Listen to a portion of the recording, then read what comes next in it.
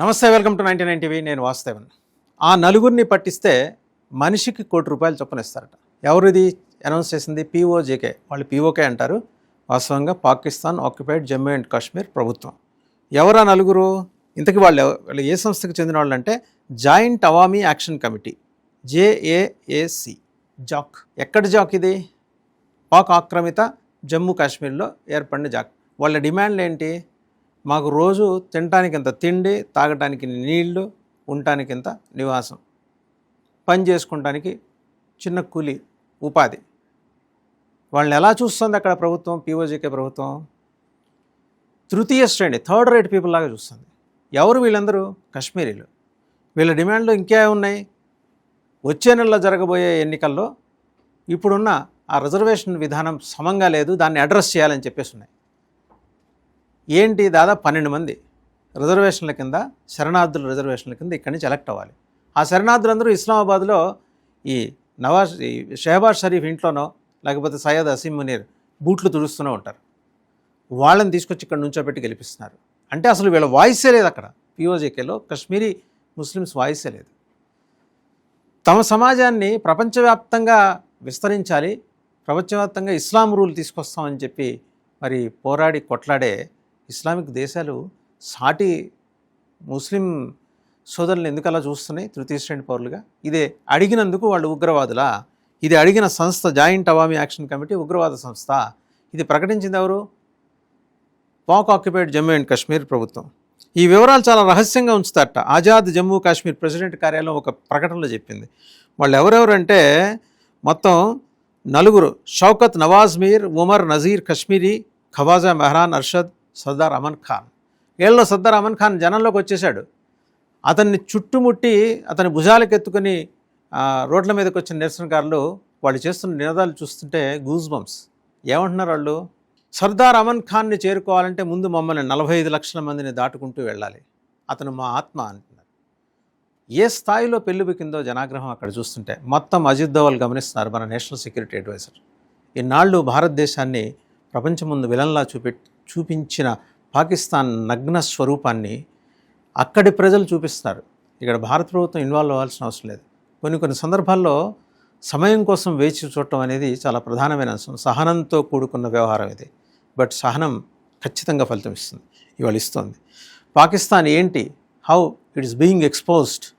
లండన్లో మాంచెస్టర్ వీధుల్లో షెహబాజ్ షరీఫ్, అలాగే సయ్యద్ అసీం మునీర్, ఇంకా ఆ ప్రభుత్వంలో ఉన్న పాకిస్తాన్ ప్రెసిడెంట్ ఆయన భుట్టో, వీళ్ళందరి ఫోటోలో ఉన్న వినైల్ ఫ్లెక్సీలని రోడ్ల మీద పరిచి కాలి బోట్లతో తొక్కుతున్నారు అక్కడ వాళ్ళు నిరసనకారులు.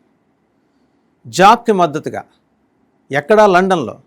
లండన్ మేయర్ ఎవరు? ముస్లిం. అండ్ ఈ అంశాలన్నింటికి సంబంధించి పాకిస్తాన్లో జరుగుతున్న మానవ హక్కుల ఉల్లంఘనకు సంబంధించి 30 మంది ఎంపీలతో సంతకం చేయించింది ఒక ముస్లిం బ్రిటన్లో. సో ముస్లిం సమాజం తమ సమాజంలోనే జరుగుతున్న వివక్షని ఎత్తి చూపించింది ప్రపంచానికి. ఇన్నాళ్ళు భారతదేశం మీద నింద మోపిన, లేకపోతే బురద జల్లుకుంటూ వచ్చిన పాకిస్తాన్ మొహం ఇవాళ ఎక్కడ పెట్టుకోవాలో అర్థం కావట్లేదు సయ్యద్ అసీం మునీర్కి, షెహబాజ్ షరీఫ్కి. ఎంతసేపు వైట్ హౌస్ బూట్లు నాకటం మీద ప్రధానంగా దృష్టి పెట్టి కోట్లు తన PR ఎక్సర్సైజ్ కోసం అక్కడ ఖర్చు పెట్టి తగలబెట్టి సామాన్య ప్రజల ఆకలి కేకలను పట్టించుకోకుండా పోతే వెల్లుబికే జనాగ్రహం, దాని తాలూకు రిజల్ట్ ఎలా ఉంటుందో ఇవాళ చూస్తున్నాం.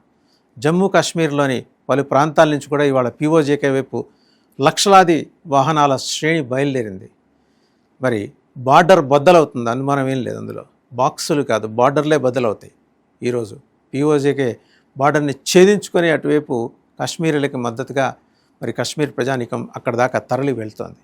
వెరాజ్ సర్దార్ అమన్ ఖాన్ లాంటి ఆ ప్రభుత్వం ప్రకటించిన ఉగ్రవాదులు అక్కడ వేల సంఖ్యలో ఉన్నారు. ఆ ప్రభుత్వం ప్రకటించిన, వాస్తవంగా వాళ్ళు స్వేచ్ఛావాయువులు కోరుకుంటున్న వాళ్ళు, తమని మనుషులుగా చూడమని డిమాండ్ చేస్తున్న వాళ్ళు.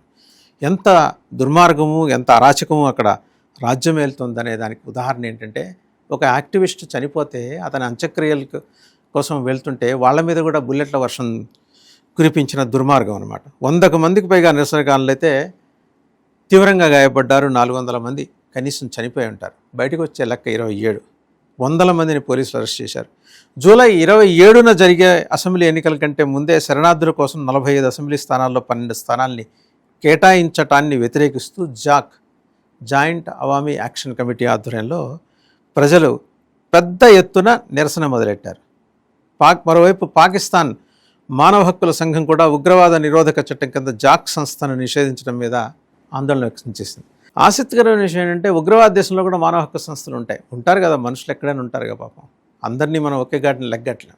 100కు 100 మంది ఉగ్రవాదులు ఉండక్కల్లా. ఇద్దరన్నా మానవత్వ దృక్పథంతో ఆలోచించేవాళ్ళు, అలాంటి వాళ్ళు ఒక సంఘం పెట్టుకొని వాళ్ళు కూడా జాక్ మీద జాక్ని ఉగ్రవాద జాబితాలో చేర్చడం మీద, ప్రకటించడం మీద తీవ్ర అభ్యంతరం వ్యక్తం చేస్తున్నారు. ఇంటర్నెట్ ఫోన్ సేవలు నిలిపేయటం, దీని మీద కూడా ఇన్ఫ్యాక్ట్ పోలీస్ పర్సనల్ చనిపోతున్నారు దాంట్లో. అంటే పాకిస్తాన్ ఆర్మీ పోలీస్ పర్సనల్ కూడా చంపేస్తుంది పీఓజేకేలో. ఇంతకన్నా రాజకీయం ఏమైనా ఉంటుందా? అది స్వర్గం, భూతల స్వర్గం. పీఓజేకే అంటే పాక్ ఆక్యుపైడ్ జమ్మూ అండ్ కాశ్మీర్. స్వర్గం ఎలా ఉంటుందో ఎవరికి తెలియకపోవచ్చు, కొందరికి తెలుస్తుంది. పోగానే వాళ్ళకి వేరే లెక్కలో, వేరే లెవెల్లో, నెక్స్ట్ లెవెల్ స్వాగతాలు ఉంటాయి. బట్ సామాన్య ప్రజానికానికి స్వర్గం అంటే పీఓజేకే, స్వర్గం అంటే జమ్మూ అండ్ కాశ్మీర్.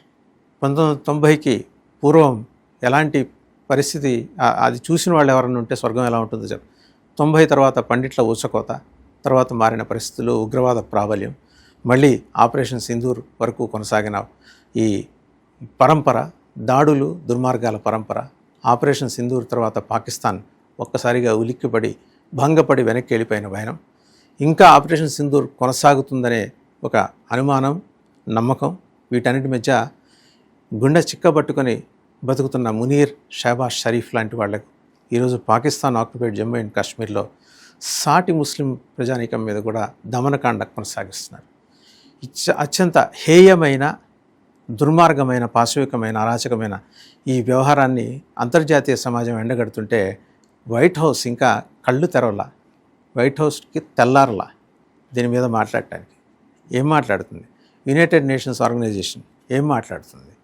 ఐక్యరాజ్య సమితి, రిటైర్డ్ పీపుల్ కాఫీ క్లబ్ లాగా మారిన యుఎన్ఓ ఈరోజు దీని మీద మాట్లాడాలి. చీటికి మాటికి భారతదేశం మీద పడిపోయే పాకిస్తాన్ని వెనకేసుకొస్తున్న అమెరికాకి తగిన సమాధానం యుఎన్ఓలో జరగాలి. అండ్ రెండో అంశం, అజిత్ దోవల్ ఎందుకు దృష్టి పెట్టారు?